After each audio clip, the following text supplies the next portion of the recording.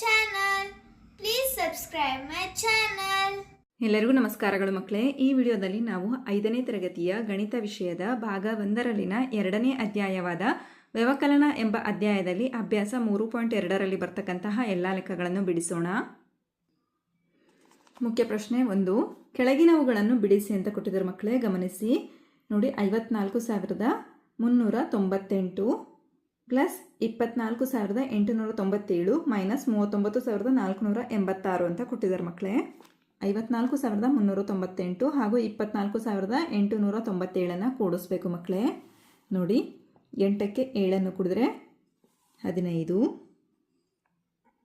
ದಶಕ 1 ಇಲ್ಲಿ 5, 1ಕ್ಕೆ 9 ಕೂಡಿದ್ರೆ 10, 10ಕ್ಕೆ 9 ಕೂಡಿದ್ರೆ 19, ದಶಕ 1 ಇಲ್ಲಿ 9.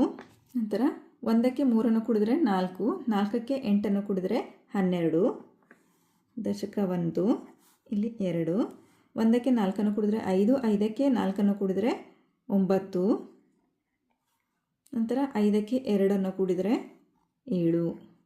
ನೋಡಿ ಮಕ್ಕಳೇ, ಉತ್ತರ ಎಷ್ಟು ಬಂತು? 79,295 ಉತ್ತರ ಬಂತು. ಈ ಸಂಖ್ಯೆಯಲ್ಲಿ 39,486 ಕಳಿಬೇಕು ಮಕ್ಕಳೇ. ನೋಡಿ, 79,295 ಮೈನಸ್ 39,486 ಕಳೆಯಿರಿ ಮಕ್ಕಳೇ. 5ರಲ್ಲಿ 6 ಕಳೆಯೋದಕ್ಕಾಗಲ್ಲ, ಆಗ ಪಕ್ಕದ ಸ್ಥಾನದಿಂದ ದಶಕವನ್ನು ಪಡಿಬೇಕು.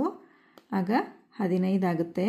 15ರಲ್ಲಿ 6 ಕಳೆದ್ರೆ 9, ಇಲ್ಲಿ 8 ಉಳಿದಿರುತ್ತೆ ಮಕ್ಕಳೇ. 8ರಲ್ಲಿ 8 ಕಳೆದ್ರೆ 0, ಇಲ್ಲಿ 2 ಇದೆ ಮಕ್ಕಳೇ. 2ರಲ್ಲಿ 4 ಕಳೆಯೋದಕ್ಕಾಗಲ್ಲ, ಆಗ ಪಕ್ಕದ ಸ್ಥಾನದಿಂದ ದಶಕವನ್ನು ಪಡಿಬೇಕು. 12 ಆಗುತ್ತೆ. 12ರಲ್ಲಿ 4 ಕಳೆದ್ರೆ 8, ಇಲ್ಲಿ 8 ಉಳಿದಿರುತ್ತೆ ಮಕ್ಕಳೇ. 8ರಲ್ಲಿ 9 ಕಳೆಯೋದಕ್ಕಾಗಲ್ಲ, ಆಗ ಪಕ್ಕದ ಸ್ಥಾನದಿಂದ ದಶಕವನ್ನು ಪಡಿತೀವಿ. 18 ಆಗುತ್ತೆ. 18ರಲ್ಲಿ 9 ಕಳೆದ್ರೆ 9, ಇಲ್ಲಿ 6 ಉಳಿದಿರುತ್ತೆ ಮಕ್ಕಳೇ. 6ರಲ್ಲಿ 3 ಕಳೆದ್ರೆ 3. ಉತ್ತರ ಎಷ್ಟು ಬಂತು ಮಕ್ಕಳೇ? 39,809. 54,398 ಪ್ಲಸ್ 24,897 ಮೈನಸ್ 39,486 ಈಕ್ವಲ್ಸ್ ಟು 39,809. ನಂತರ ಎರಡನೇ ಲೆಕ್ಕವನ್ನು ಗಮನಿಸಿ. 43,618 ಪ್ಲಸ್ 6,382 ಮೈನಸ್ 29,467 ಅಂತ ಕೊಟ್ಟಿದ್ದಾರೆ. ಗಮನಿಸಿ ಮಕ್ಕಳೇ, 43,618ಕ್ಕೆ 6,382 ಕೂಡಬೇಕು.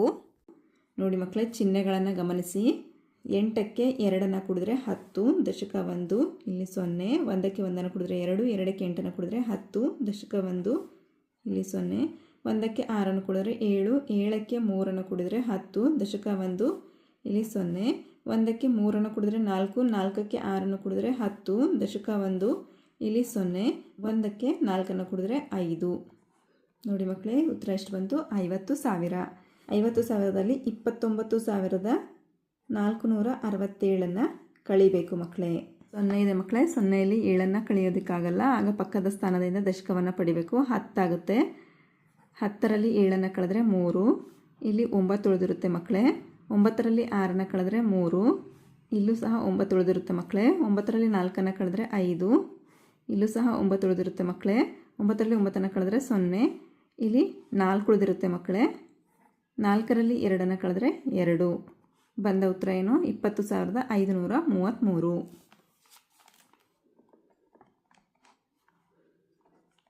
43,618 ಪ್ಲಸ್ 6,382 ಮೈನಸ್ 29,467 ಈಕ್ವಲ್ಸ್ ಟು 20,533 ಇದೇ ಉತ್ತರ ಮಕ್ಕಳೇ.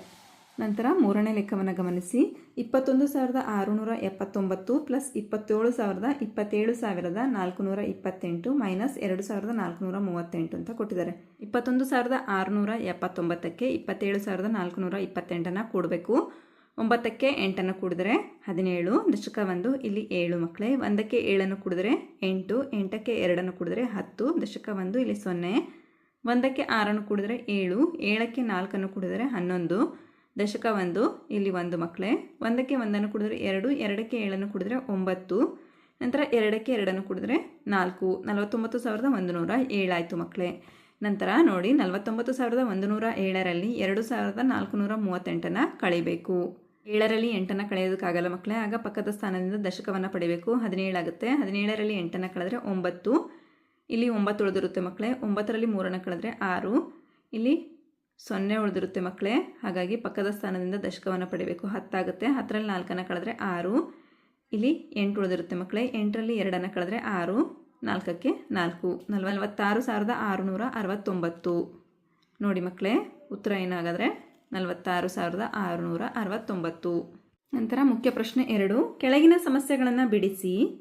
ಮೊದಲ ಪ್ರಶ್ನೆ, ಮೊಬೈಲ್ಗಳನ್ನು ಉತ್ಪಾದಿಸುವ ಒಂದು ಕಾರ್ಖಾನೆಯು ನವೆಂಬರ್ ತಿಂಗಳಲ್ಲಿ 23,715 ಮೊಬೈಲ್ಗಳನ್ನು ಮತ್ತು ಡಿಸೆಂಬರ್ ತಿಂಗಳಿನಲ್ಲಿ 34,160 ಮೊಬೈಲ್ಗಳನ್ನು ಉತ್ಪಾದಿಸಿತು.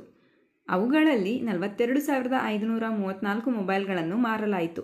ಹಾಗಾದರೆ ಉಳಿದ ಮೊಬೈಲ್ಗಳ ಸಂಖ್ಯೆಯನ್ನು ಕಂಡುಹಿಡಿಯಿರಿ. ಗಮನಿಸಿ ಮಕ್ಕಳೇ, ನವೆಂಬರ್ ತಿಂಗಳಿನಲ್ಲಿ ಉತ್ಪಾದಿಸಿದ ಮೊಬೈಲ್ಗಳು 23,715. ಡಿಸೆಂಬರ್ ತಿಂಗಳಿನಲ್ಲಿ ಉತ್ಪಾದಿಸಿದ ಮೊಬೈಲ್ಗಳು 34,160. ಇಲ್ಲಿ ಮೊದಲು ಒಟ್ಟು ಉತ್ಪಾದಿಸಿದ ಮೊಬೈಲ್ಗಳನ್ನು ಕಂಡುಹಿಡಿಬೇಕು ಮಕ್ಕಳೇ. ಹಾಗಂದರೆ ಎರಡೂ ಸಹ ನಾವು ಕೂಡಬೇಕಾಗುತ್ತೆ. 5ಕ್ಕೆ 0 ಕೂಡಿದ್ರೆ 5 ಆಗುತ್ತೆ ಮಕ್ಕಳೇ. 1ಕ್ಕೆ 6 ಕೂಡಿದ್ರೆ 7. 7ಕ್ಕೆ 1 ಕೂಡಿದರೆ 8.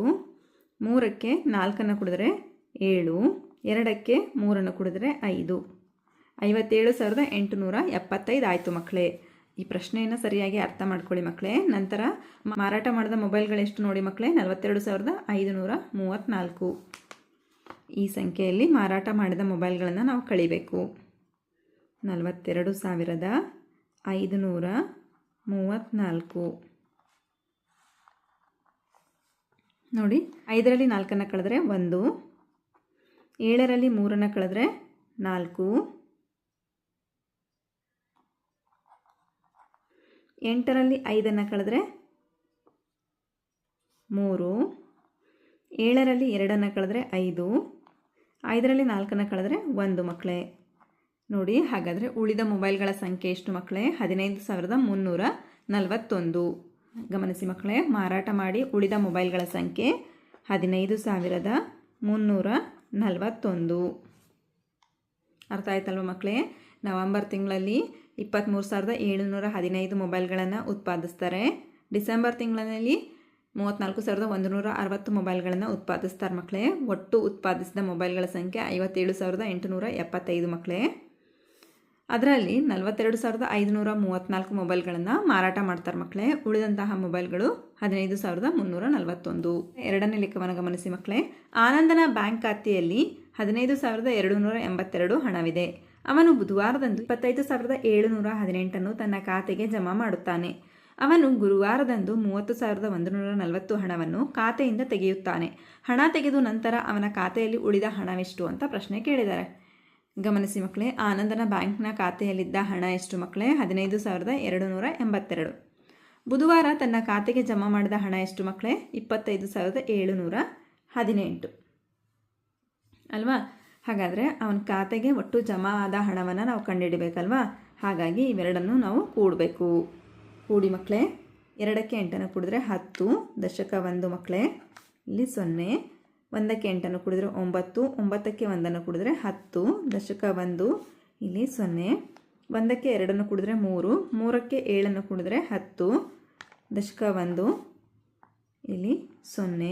1ಕ್ಕೆ 5 ಕೂಡಿದರೆ 6. 6ಕ್ಕೆ 5 ಕೂಡಿದರೆ 11. ದಶಕ 1. ಇಲ್ಲಿ 1. 1ಕ್ಕೆ 1 ಕೂಡಿದರೆ 2. 2ಕ್ಕೆ 2 ಕೂಡಿದರೆ 4.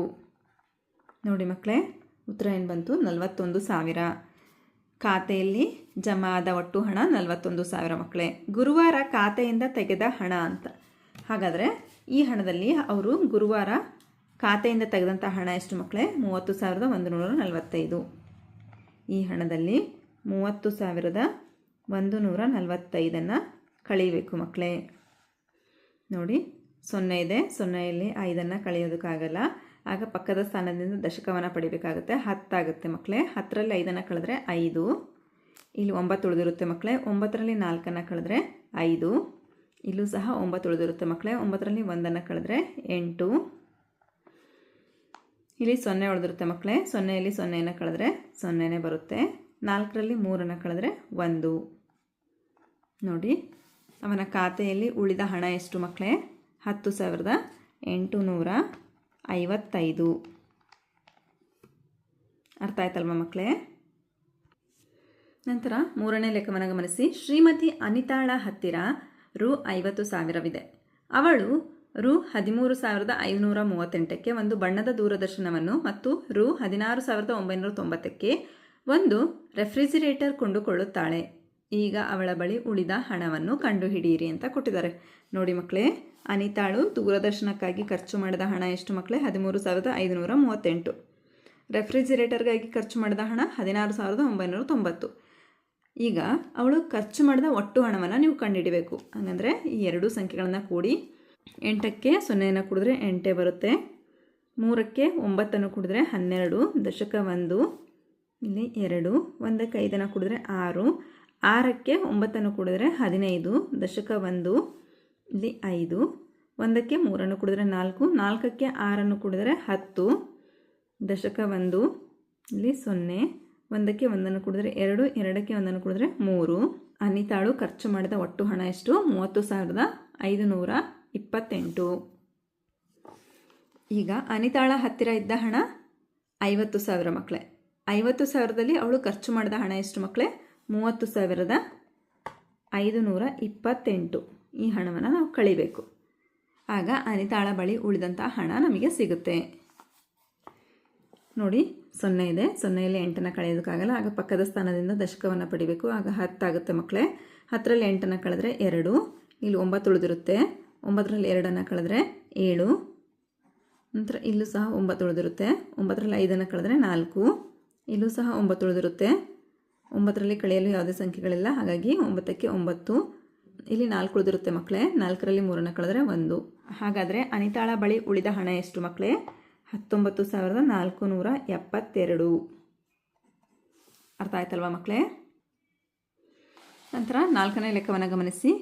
ಒಂದು ಜಿಲ್ಲೆಯ ಶಾಲಾ ವಿದ್ಯಾರ್ಥಿಗಳಿಗೆ ಹಂಚಲು 60,000 ಸಮವಸ್ತ್ರಗಳನ್ನು ಕೊಡಲಾಗಿದೆ.